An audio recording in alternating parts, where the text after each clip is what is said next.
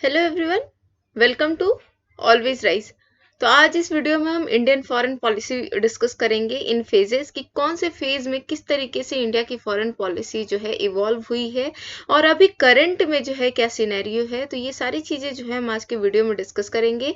तो उससे पहले आपके लिए एक अनाउंसमेंट है कि अनअकैडमी ने जो है एनटीए यूजीसी नेट के लिए कोर्सेज लॉन्च कर दिए हैं और हर मंडे को जो है एक नया बैच शुरू होगा और साथ ही साथ आपको जो है एक डेली क्विज कंपटीशन टाइप रहेगा, लाइव बोर्ड टाइप रहेगा, जिसमें आप जो है इनके कोर्सेज की हेल्प से जो है आप बाकी सबसे जो है थोड़े से एक्स्ट्रा एज पे आ सकते हैं। आपका जो है इम्प्रूवमेंट हो सकता है जिसको आप चेक कर सकते हैं, क्योंकि यहाँ पर अगर आप प्लस सब्सक्रिप्शन एक्सेस लेते हैं तो आपको इंडिया के बेस्ट एजुकेटर्स मिलेंगे, इंटरेक्टिव लाइव क्लासेस मिलेंगी, लाइव टेस्ट एंड क्विजेस मिलेंगे, जिसके थ्रू जो है आप लाइव लीडर बोर्ड के साथ जो है आप अपनी प्रिपरेशन को देख सकते हैं कि बाकी बच्चों में आप कैसा परफॉर्म कर रहे हैं। स्ट्रक्चर कोर्सेस एंड पीडीएफ्स होंगे सो दैट कि आपको जो है आगे आने वाले देखने में ये प्रॉब्लम ना हो कि आपका शेड्यूल क्या है। तो यदि आप आइकॉनिक कोर्सेज लेते हैं तो उसमें आपको पर्सनल कोच मिलेंगे, स्टडी प्लानर मिलेंगे, स्टडी बूस्टर सेशंस होंगे, डेडिकेटेड डाउट क्लियरिंग सेशन होगा, प्रिपरेटरी स्टडी मटेरियल होगा, अनलिमिटेड प्रैक्टिस स्ट्रक्चर कोर्सेज होंगे and SOP and interview preparation भी आपको कराई जाएगी। अगर आप यूजीसी नेट के अलावा भी कोई एग्जाम दे रहे हैं तो उसमें भी आप इस कोड का यूज कर सकते हैं जो अभी हम बताने वाले हैं, दैट इज साकरीन एनटीए। यहाँ पे इंडिया के बेस्ट एजुकेटर मिलेंगे from Talvir Singh to Soni Kumari and many more. अब यहाँ पर इनके जो नए बैचेस शुरू होंगे एवरी मंडे, वो 3 पार्ट्स में बेसिकली डिवाइडेड है। वो है complete MCQ batch, excellence batch and MCQs batch, जो कि इंग्लिश प्लस हिंदी में होगा। ड्यूरेशन जो है 3 मंथ से जो है 24 मंथ्स यानी 1 ईयर तक वेरी करेगी। इसमें आपको लाइव क्लासेस मिलेंगे bye top educators both for paper 1 and paper 2, PDF notes मिलेंगे, डाउट क्लियरिंग सेशन होगा और आपको टेस्ट सीरीज मिलेगा। यदि आप पूरे 24 मंथ्स का सब्सक्रिप्शन नहीं ले रहे हैं तब भी जो है आप 1 महीने का कोर्स लेके देख सकते हैं, दैट इज 2900 रुपीज। और इसमें भी जो है आपको ये कोड यूज करना है साकरीन एनटीए, और इस कोड को यूज करेंगे तो आपको 10% का डिस्काउंट मिलेगा। Okay, so now let's move on to our Indian foreign policy. अब इनकी जो 9 फरवरी से जो है मिनी मॉक सीरीज भी शुरू हो गई है अनअकैडमी के फ्री प्लेटफॉर्म पे, जिसमें पॉलिटिकल साइंस के लिए डॉक्टर नीलू शर्मा, प्रियंका चटर्जी कंप्यूटर साइंस के लिए, एनी महिंद्रू इंग्लिश के लिए, राम कुमार सिंह हिंदी के लिए, इंद्रेश प्रताप सिंह मैनेजमेंट के लिए और चंद्रा बहाल हिस्ट्री के लिए। तो ये जो है आपका मिनी मॉक सीरीज शुरू होगा जिसमें आपको एमसीक्यूज के थ्रू जो है वो कराएंगे, और ये वाला जो प्लेटफॉर्म है वो फ्री रहेगा, मतलब ये वाले जो मॉक सीरीज होंगे वो फ्री होंगे। Okay, so let's discuss India foreign policy. So जैसा कि हम सभी को पता है कि India is a diverse country, ठीक है, और ये जो है बाकी सारी कंट्रीज से बहुत ज़्यादा डिफरेंस है ड्यू टू इट्स डाइवर्सिटी, क्योंकि कहते हैं कि इंडिया में जो है वर्ल्ड की ऑलमोस्ट सारी लैंग्वेजेस और वर्ल्ड के ऑलमोस्ट सारे रिलीजन जो हैं यहाँ पर रिजाइड करते हैं। शायद ही कोई ऐसा रिलीजन होगा, शायद ही ऐसी कोई डाइवर्स लैंग्वेज होगी, शायद ही ऐसा कोई भी कल्चर होगा जो कि इंडिया में बिलोंग नहीं करता है। ऐसे में इंडिया को एज अ नेशन बना के रखना अपने आप में एक डिफिकल्ट चॉइस है, लेकिन जिस तरीके से इंडिया ने अपने आप को संभाला है, अपनी इंटीग्रिटी को बना के रखा है, उससे जो है हमारी कहीं ना कहीं हमारी फॉरेन पॉलिसी बहुत ही ज़्यादा इम्पोर्टेंट रोल प्ले करती है कि आज हम जहाँ पर भी जिस पोजीशन पे भी हैं वो हमारी फॉरेन पॉलिसी का ही एक नतीजा है, क्योंकि किस तरीके से इतनी डाइवर्सिटी होने के बाद भी हमने ग्लोबली अपने आप को समय के साथ जो है समय के साथ और समय के अनुरूप ढाला है। जहाँ पर हमें नॉन अलाइनमेंट की जरूरत पड़ी वहां पे हमने नॉन अलाइनमेंट लिया, जहाँ पर हमें मल्टी अलाइनमेंट की जरूरत पड़ी वहां पे हमने मल्टी अलाइंड होके जो है कंट्रीज के साथ काम किया है। तो इसको जो है हम बेसिकली 6 फेजेस में डिवाइड कर सकते हैं। यहाँ से आपको अंडरस्टैंडिंग क्लियर होगी, और जो भी फेजेस हम डिस्कस करेंगे तो एंड में हम आपको कुछ पिक्चर्स दिखाएंगे जिससे कि आपको मेजर चीजें जो हैं वो याद रहें। तो the first phase that is 1947 to 62, ये होगा ऑप्टिमिस्टिक नॉन अलाइनमेंट का फेज। मतलब यहाँ पर जो है हमारे इंडिया जो है इंडिपेंडेंस गेन हुआ था, और तो इस समय पे जो वर्ड था वो बाइपोलर वर्ड था। एक जो है बाइपोलर मतलब 2 भागों में डिवाइडेड था, एक था यूएस का और एक था यूएसएसआर का। ऐसे में इंडिया को जो है किसी भी एक एलाई के साथ नहीं जाना था। क्यों नहीं जाना था? क्योंकि इंडिया जो है अपनी सॉवरेनिटी और अपनी खुद की जो एक आइडेंटिटी है, खुद की आइडेंटिटी को वो प्रिजर्व करना चाहता था। और इसलिए इंडिया ने क्या किया, इंडिया ने सोचा कि हम जो है किसी के भी साथ नहीं जाएंगे, क्योंकि अभी अभी हमने जो है बहुत मुश्किलों से इंडिपेंडेंस गेन करी है। ऐसे में किसी एक भी ब्लॉक के साथ जाना मतलब हमारी जो सॉवरेनिटी पे एक तरीके से खतरा आएगा और हमारे डिसीजंस को इन्फ्लुएंस किया जाएगा। तो उन्होंने क्या चूज किया, नॉन अलाइनमेंट का। नॉन अलाइन का मतलब है कि किसी भी एक बाइपोलर वर्ड में किसी भी एक का साइड नहीं चूज करना है। और इंडिया जो है फर्स्ट कंट्री थी डीकोलोनाइज्ड होने वाली। तो इसकी वजह से क्या हुआ कि उन्होंने मतलब इंडिया की एक नेचुरल लीडरशिप बन गई कि वो एशिया और अफ्रीका को जो है इस मोर इक्विटेबल वर्ल्ड ऑर्डर में क्या करे, लीडरशिप रोल प्रोवाइड करे। और इसलिए उन्होंने क्या किया, थर्ड वर्ल्ड सॉलिडारिटी के लिए नॉन अलाइंड मूवमेंट का शुरुआत किया। और इसलिए नॉन अलाइनमेंट जो है वो आपके फर्स्ट फेज में सबसे ज्यादा इंपॉर्टेंट होता है। लेकिन जो 1962 का कॉन्फ्लिक्ट था चाइना के साथ जब ये हुआ, तो ऐसे में क्या हुआ, सिंस जो है इंडिया किसी भी कंट्री के साथ अलाइन नहीं था, तो कोई भी कंट्री जो है बहुत ज्यादा मतलब यूएस या यूएसएसआर किसी भी ब्लॉक में नहीं था, तो कोई भी जो ब्लॉक है वो इंडिया के फुल सपोर्ट में नहीं आया। तो कहीं ना कहीं जो है इंडिया का जो नॉन अलाइनमेंट वाली पॉलिसी थी वो थोड़ी सी यहाँ पर ऐसे लगने लगी कि दिस मे बी रॉन्ग, क्योंकि अभी जो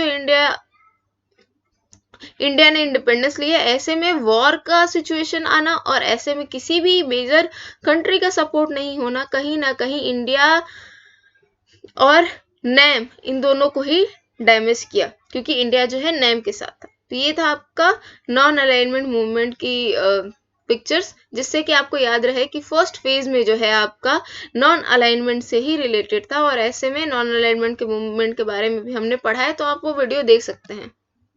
ठीक है, नेक्स्ट है आपका the second phase, decade of realism and recovery. ना यहाँ पे दो इंपॉर्टेंट चीजें हैं आपके लिए, रियलिज्म एंड रिकवरी। 1962 का वॉर हुआ तो इंडिया की आंखें खुल गई। आंखें कैसे खुली, इंडिया को रियलाइज हुआ कि इट इज वेरी इंपॉर्टेंट कि हम जो है अपनी मिलिट्री कैपेबिलिटी को इंक्रीज करें, क्योंकि 1962 के वॉर से पहले एक नारा चलता था, इंडिया चीनी भाई भाई, भारत चीनी भाई भाई। ऐसे में जो है इंडिया को उम्मीद नहीं थी कि चाइना, जो कि इंडिया का अलाई था, कुछ ऐसी सिचुएशन क्रिएट हो गई थी जिसकी वजह से चाइना क्या करेगा, डायरेक्ट अटैक करेगा। और ऐसे में इंडिया जो है वो बेसिकली मिलिट्री पर फोकस नहीं करते थे, मिलिट्री स्ट्रेंथनिंग पे फोकस नहीं करते थे। तो उन्होंने जो है इस रियलिज्म को अपनाया कि नहीं, हमें जो है अपनी कैपेबिलिटी को भी इंक्रीज करना पड़ेगा। और इसलिए इंडिया ने जो है कुछ प्रैग्मेटिक चॉइसेस लिए on security and political challenges. इन्होंने जो है यानी इंडिया ने जो है नॉन अलाइनमेंट के बाहर भी देखा और नेशनल सिक्योरिटी को प्रायोरिटी देने की कोशिश करी। और डिफेंस एग्रीमेंट यूएस के साथ किया, जो कि 1964 में हुआ था।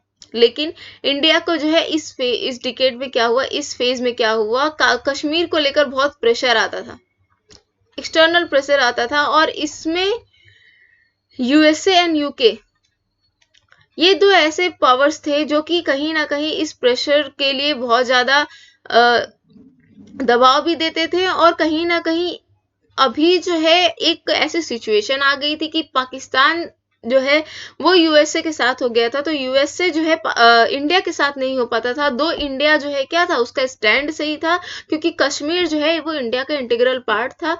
तो ऐसे में जो है इंडिया का जो नेचुरल अलाई नहीं था यूएसए, तो और इसकी वजह से क्या हुआ, बेसिकली प्रॉब्लम्स क्रिएट हुई। और पाकिस्तान के अलाई होने के कारण इंडिया को ताशकंद एग्रीमेंट में भी वो चीज नहीं मिली जो कि मिलनी चाहिए थी। तो यहाँ पर आपके लिए इंपॉर्टेंट क्या है कि इस फेज में हुआ था आपका Tashkent agreement 1965 from US and UK. अब इंडिया और पाकिस्तान ने ये तो डिक्लेयर कर लिया कि हम जो है प्री वॉर पोजीशन से पहले अपने सारे आर्म्ड फोर्सेस को क्या कर लेंगे, विड्रॉ कर लेंगे। डिप्लोमेटिक रिलेशंस फिर से स्टार्ट करेंगे। Economic refugees and other questions पर भी हम डिस्कस करेंगे। लेकिन इस अग्रीमेंट में क्या नहीं कंटेंट था, नो वॉर पैक्ट। यानी ऐसा नहीं बोला गया कि दोबारा कोई वॉर नहीं होगी, या फिर जो पाकिस्तान जो है वो बार बार अग्रेशन कर रहा है तो उसका भी कोई भी ऐसे समाधान नहीं निकला, because Pakistan was an ally of USA. तो ये था आपका सेकेंड फेज। और ये देख सकते हैं आप कुछ ताशकंद अग्रीमेंट की पिक्चर्स जो कि आपके सेकेंड पेज से रिलेटेड है, ताशकंद डिक्लेरेशन की ओरिजिनल कॉपी। और यहाँ पर आप देख सकते हैं कि Tashkent declaration was signed in the ending of 17-day war between India and Pakistan. यानी सेकेंड जो आपका फेज हुआ था उसमें आप सभी को पता है कि इंडिया और पाकिस्तान का वॉर हुआ था, और उसको बाद जो है आपका ताशकंद अग्रीमेंट हुआ था, और ये कब साइन हुआ था, 10 जनवरी 1966 में। तो ये भी आपके लिए क्या है, इंपॉर्टेंट है। नेक्स्ट है आपका the third phase 1971 and 291 greater Indian regional assertion. अब क्या हुआ, इंडिया पाकिस्तान के साथ वॉर हुआ, इंडिया और चाइना के साथ वॉर हुआ। ऐसे में इंडिया को पता चला कि हमारे जो यूएसए और यूके मतलब बाहरी जो फोर्सेस है जो जो काफी दूर दूर है, दो मेजर पावर्स हैं, लेकिन वो हमारे जो एरिया है वहां पर जो है क्यों जो है वो इंडिया का साथ देंगी। तो ऐसे में इंडिया ने क्या कोशिश की कि जो हमारी रीजनल यानी जो हमारी अपनी साउथ एशिया वाली या फिर जो हमारे नेबर्स हैं वो कोशिश करे कि वो इंडिया के इन्फ्लुएंस में रहे। इंडिया ने अपनी ऐसी फॉरेन पॉलिसी बनाई कि फिर अपनी सॉफ्ट पावर से, बेसिकली सॉफ्ट पावर क्या होती है, जिसमें आप कल्चरल, एजुकेशनल, इंफ्रास्ट्रक्चर डेवलपमेंट के थ्रू जो है लोगों का दिल जीते हैं या नेशंस की हेल्प करते हैं। तो ऐसे में इंडिया ने क्या किया, soft power as well as from hard power, India ने जो है अपने रीजनल जो दोस्त है, अपने जो नेबरहुड वाले दोस्त थे, उनकी सहायता करनी शुरू करी। और ऐसे में उन्होंने क्या किया, अपने रीजनल असर्शन दिखाने की कोशिश करी कि that India is there and India can lead regional powers. Okay, तो हार्ड पावर का इन्होंने इस्तेमाल, इंडिया ने इस्तेमाल किया जब बांग्लादेश को लिबरेट किया इन इंडिया पाकिस्तान वॉर 1971। ठीक है, अब यहाँ पर जो है इंडिया जो है रीजनल असर्शन तो कर रहा था, लेकिन एक कॉम्प्लेक्स फेस था यूएसए और चाइना पाकिस्तान एक्सिस का, जो कि इंडिया के प्रोस्पेक्ट को बहुत ही ज्यादा थ्रेटन कर रहे थे कि इंडिया जो है एक रीजनल पावर की तरह ना उभर के आ सके। और ऐसे में जो है यूएसए ने सैंक्शंस भी डाल दिए थे, क्योंकि यहाँ पर क्या हुआ था, हमारा पोखरण टेस्ट हुआ था 1974 में। तो ऐसे में यूएसए ने जो है इकोनॉमिक सैंक्शन लगा दिए थे इंडिया पे। तो इंडिया का जो रीजनल असर्शन था वो उस तरीके से नहीं आ पा रहा था जिस तरीके से इंडिया चाहता था। और साथ ही साथ यूएसएसआर का कोलैप्स भी हुआ था, जो कि इंडिया का बहुत ही ज्यादा क्लोज एलाई था। तो ऐसे में इकोनॉमिक क्राइसिस भी आ गई थी, और 1991 में इंडिया को अपने इकोनॉमी को रीगेन करने के लिए आईएमएफ के पास जाना पड़ा, सो दैट कि वो जो इंडिया की domestic as well as foreign policy है उसमें कहीं ना कहीं थोड़ी सी चेंज हो पाए, बिकॉज यूएसएसआर के डिक्लाइन के बाद इकोनॉमिक जो क्राइसिस फेस हुई थी उसमें इंडिया को बाहरी सपोर्ट की जरूरत थी। और ऐसे में इंडिया को अगर बाहरी सपोर्ट चाहिए तो इंडिया को फॉरेन पॉलिसी को भी चेंज करना पड़ेगा, थोड़ी बहुत चेंजेस उसको लानी पड़ेंगी। तो ऐसे में जो रीजनल असर्शन वाला दौर था वो कहीं ना कहीं उस तरीके से नहीं आ पा रहा था जैसे कि इंडिया चाहता था, but still India maintained it. ठीक है, अब इसमें क्या क्या और चीजें हुई थी, गल्फ वॉर हुआ था, फिर ब्रेकअप ऑफ यूएसएसआर हुआ था, फिर इकोनॉमिक स्टैग्नेशन हुआ था, creating a balance payment crisis in India. तो ये सारी चीजें जो है आपके थर्ड फेज में हुई थी, और इसलिए थर्ड फेज जो है आपके लिए एक इम्पॉर्टेंट फेज हो जाता है, क्योंकि कहीं ना कहीं ये एक टर्निंग पॉइंट था हमारी फॉरेन पॉलिसी में, जहां पर इंडिया रीजनल से ग्लोबलाइजेशन की तरफ भी मूव कर रहा था। अपने मार्केट्स को ओपन करने के साथ साथ इन्होंने मतलब इंडिया ने यूएसए एंड अदर पावर्स से भी जो है अपने रिलेशनशिप को स्ट्रॉन्ग करने की कोशिश करने लगे। ठीक है, so this is Pokhran test. इसी में आपका लुक ईस्ट पॉलिसी भी आया था। ठीक है, this is also look east policy, और साथ में आपका यूएसएसआर क्राइसिस, इंडिया का बैलेंस ऑफ पेमेंट क्राइसिस। तो ये सारी चीजें आपकी जो है थर्ड फेज में हुई थी।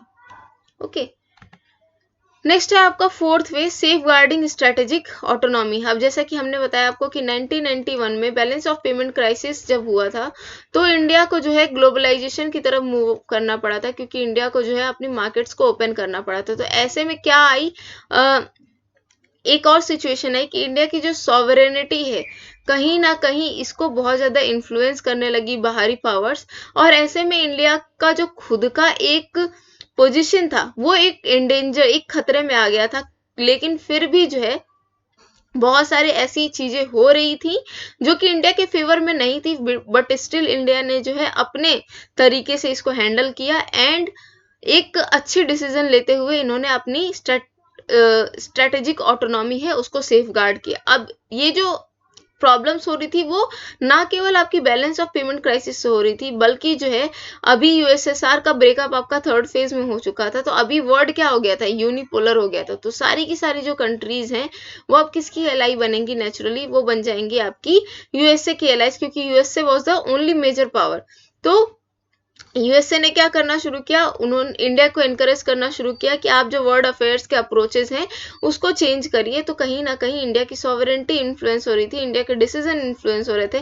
प्लस तो फिर इंडिया ने इसका जवाब कैसे दिया, इंडिया ने पोखरण टेस्ट किया फिर से। अब देखिए बहुत लोग ऐसे बोलते हैं कि जो पोखरण टेस्ट हुआ था वो पहले इंडिया ने किया, लेकिन इंडिया को पहले से पता था कि चाइना जो है वो क्या कर रहा है, वो पाकिस्तान को वो टेक्नोलॉजी बता रहा है, वो टूल्स दे रहा है जिसके थ्रू क्या करे, पाकिस्तान खुद का न्यूक्लियर बॉम्ब क्रिएट कर सके। और इसकी बहुत सारी ऐसी अनडॉक्यूमेंटेड फाइल्स हैं जो कि रिकवर भी की गई थी उस टाइम पे। तो ऐसे में इंडिया के लिए जो है न्यूक्लियर बॉम्ब बनाना केवल एक चॉइस नहीं बल्कि एक कंपल्शन भी बन गया था। और ऐसे में इंडिया को अगर अपनी ऑटोनॉमी मेंटेन करनी थी तो न्यूक्लियर जो आपका था, न्यूक्लियर कंट्री होना, न्यूक्लियर वेपन इंडिया के पास होना वो इम्पोर्टेंट हो गया। तो इसलिए जो है ये आपके लिए ये फेज भी इम्पोर्टेंट हो जाता है। अब इसके साथ और भी क्या चीजें हुई आपकी, आसियान जो कंट्री थी, ओके, यहाँ पर इंडिया को पहले ऑफर आया था आसियान की तरफ से कि वो आसियान को ज्वाइन करे, लेकिन तब इंडिया ने मना कर दिया था। लेकिन फिर इसके बाद से क्या हुआ, इंडिया ने जो है अपने वर्ल्ड अफेयर्स में अपने अप्रोचेस को चेंज किए, फिर यूएसए, इजराइल और आसियान कंट्रीज से जो है अपने एंगेजमेंट को और इंटेंस बनाया और भी ज्यादा एंगेजिंग बनाना शुरू कर दिया। तो ये आपका था फोर्थ फेज। फिर था आपका, this should be the fifth phase, 1998 to 2013 India a balancing power.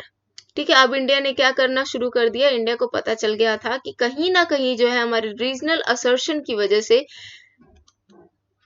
India जो है एक बिग ब्रदर के रोल में आने लगा। ऐसे में एक और पावर थी जो कि हमारे सामने आ रही थी, वो थी चाइना। चाइना बहुत ज्यादा राइज कर रही थी और चाइना के राइज से कहीं ना कहीं इंडिया को अगर फायदा था तो उससे ज्यादा नुकसान था, क्योंकि इंडिया, चाइना क्या है, वो नॉर्मेटिव ऑर्डर को फॉलो नहीं करता है। नॉर्मेटिव ऑर्डर यानी रूल्स को फॉलो नहीं करता, रेगुलेशन को फॉलो नहीं करता। And seeing the history of China and India, India could not trust China, which is true even today। तो यहाँ पर इंडिया ने क्या करना शुरू किया, इंडिया ने बैलेंसिंग पावर यूज करना शुरू किया against the rise of China. And ये जो है आपको इंडिया यूएसए न्यूक्लियर डील में देखने को मिल सकता है, दैट इज 123 अग्रीमेंट। अब ये आपके लिए इंपॉर्टेंट बन जाता है क्योंकि यहाँ से डायरेक्ट क्वेश्चन बन सकता है कि 123 agreement was related to what, और India USA nuclear deal is known as what, और 123 agreement was signed between which two countries. अब यहाँ पर जो है चाइना और इंडिया के साथ क्या सिचुएशन है कि रीजनल, जहां पर रीजनली एक दूसरे से compete करते हैं, वहीं पर जो है आपके वर्ल्ड अफेयर्स में यानी ग्लोबल लेवल पे ही एक दूसरे के साथ आ जाते हैं, जिसमें आपके क्लाइमेट चेंज हुए, ओके, ट्रेड वाली सिचुएशन हुई।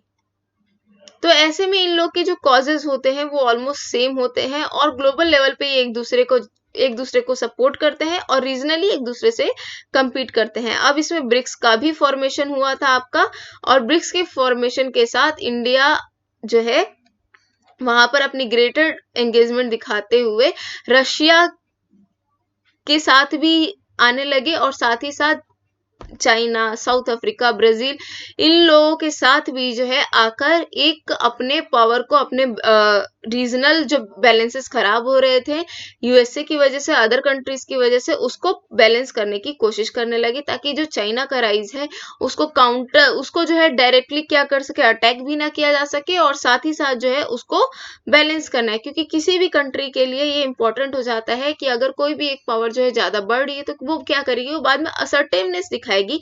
तो उस असर्टिवनेस को जो है रोकना बहुत जरूरी होता है। लेकिन आप जो है वॉर पे नहीं जा सकते हो, तो ऐसे में आप बैलेंसिंग का यूज करते हो ताकि सामने वाली कंट्री को भी जो है नुकसान ना हो।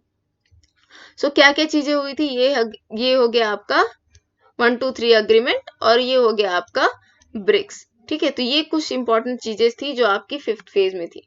And the 6th phase 2013 until now, ये जो है एनर्जेटिक एंगेजमेंट का फेज माना जाता है। क्यों एनर्जेटिक एंगेजमेंट का फेज माना जाता है? क्योंकि नॉन अलाइनमेंट की जो पॉलिसी है वो बाद में अब क्या चेंज हो गई है, मल्टी अलाइनमेंट में चेंज हो गई है। हम यूएसए के साथ भी रहेंगे, हम रशिया के साथ भी रहेंगे, हम अदर कंट्रीज के साथ भी एंगेज होंगे। अब जो है इंडिया को अपनी कैपेबिलिटीज का अंदाजा भी है, और इसलिए जो है वर्ल्ड भी जो है इंडिया को उसकी कैपेबिलिटी के हिसाब से जानता है। क्योंकि इंडिया जो है ना केवल मेजर इकोनॉमीज में आती है, वो जो है बल्कि डिफेंस ले लो या फिर कोई भी ऐसा सेक्टर ले लीजिए जहां पर इंडिया की जो है अपनी एक पहचान बनी हुई है। और इंडिया की जो मेजर इकोनॉमी में पोजीशन है, 6th largest economy in the world, वो जो है एक ऐसा इंपॉर्टेंट फैक्टर है जो कि इंडिया की कैपेबिलिटी को दर्शाता है। ठीक है, ग्लोबल टेक्नोलॉजी में इंडिया कहीं भी पीछे नहीं है। अभी जो आपका कोविड वैक्सीन बन रहा है वो एक एग्जाम्पल है, और वो आगे भी होगा। साथ ही साथ जो है आपकी इलेक्ट्रिक व्हीकल की जो पॉलिसीज है, अदर ऐसी चीजें हैं जिसमें इंडिया का टेक्नोलॉजिकल एंगेजमेंट है वो ज्यादा है। तो टेक्नोलॉजिकल एंगेजमेंट ज्यादा होने की वजह से भी इंडिया का जो है वो रिलेवेंस बढ़ गया है, जैसे कि चाहे वो स्पेस टेक्नोलॉजी हो, डिफेंस हो, या फिर अदर एरियाज हो। साथ ही साथ इंडिया जो है अब एक्टिवली पार्ट करने लगा था ग्लोबल नेगोशिएशन में, इस फेज में अभी कर रहे हैं, जिसमें आपका चाहे वो क्लाइमेट चेंज हो, जैसे कि इवन जब ट्रम्प ने जो है पेरिस क्लाइमेट चेंज को या फिर आपके क्लाइमेट चेंज इनिशिएटिव को मना कर दिया था, तब इंडिया ने जो है क्या किया था, इस चीज को बोला था, not directly but indirectly, that climate is what is one of the important things that every country should preserve, and hence India will always support Paris climate change। तो ग्लोबल नेगोशिएशन में इंडिया ने बढ़ चढ़ कर भागीदारी करनी शुरू करी। WTO में भी इंडिया और चाइना साथ हैं। अब इसके अलावा जो है सागर इनिशिएटिव, ठीक है, आपका सागर इनिशिएटिव हुआ। साथ ही साथ आपका one belt one road initiative में पार्टिसिपेट नहीं करना हुआ। लुक ईस्ट पॉलिसी को एक्ट ईस्ट पॉलिसी में कन्वर्ट करना हुआ। ऐसी कंट्रीज में विजिट करना जिसमें इजराइल और पैलेस्टीन में एक साथ विजिट करना, ऐसी बहुत सारी ऐसी सिचुएशंस हुई। साथ ही साथ बाकी सारी कंट्रीज को ज्यादा हेल्प करना, अपनी जो सॉफ्ट पावर है उसको बढ़ाना, ये सारी जो एंगेजमेंट है वो आपके इस फेज में जो है एक जानी मानी चीज जानी जाती है। तो ये एनर्जेटिक एंगेजमेंट का फेज माना जाता है, और इसमें इंडिया और यूएसए के बीच में भी जो भी सारे पैक्ट्स थे, जैसे कि आपका सिस्मोआ हुआ, लेमोआ हुआ, ये चारों के चारों जो पैक्ट्स थे ये भी साइन हो गए।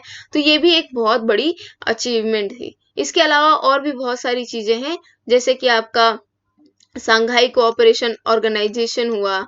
इसके अलावा आपका अभी आसियान फ्री ट्रेड एग्रीमेंट से निकलना हुआ, क्योंकि इंडिया जो है अपनी सॉवरेंटी को भी मेंटेन कर रहा है। इंडिया जो है अब अपने जो चीजें हैं उनको ज्यादा अच्छे से कर रहा है, जिसमें वो अपने आप को सोचता है कि बाकी सारी चीजों से अगर हार्म हो रहा है तो it is not doing that. India का ये हमेशा से ही रहा है। अब इंडिया की कोई क्लियर कट फॉरेन पॉलिसी नहीं है जैसे कि यूएसए की तरह है, लेकिन दीज आर द 6 फेजेस जिसमें हम इंडिया की फॉरेन पॉलिसी को डिवाइस कर सकते हैं। तो ये हो गया आपका सागर इनिशिएटिव, और ये हो गया आपका India's act policy, and others we have discuss. तो this Last phase is known as energetic engagement. So that is all from my side. I hope you liked this video. If you did, then do like, share, subscribe and comment. Join Always Rise UGC NET channel and group, and you can also follow our Always Rise UGC NET Instagram handle, जिसपे हम जल्दी जो है सारे post करने शुरू करेंगे. Okay, so thank you so much.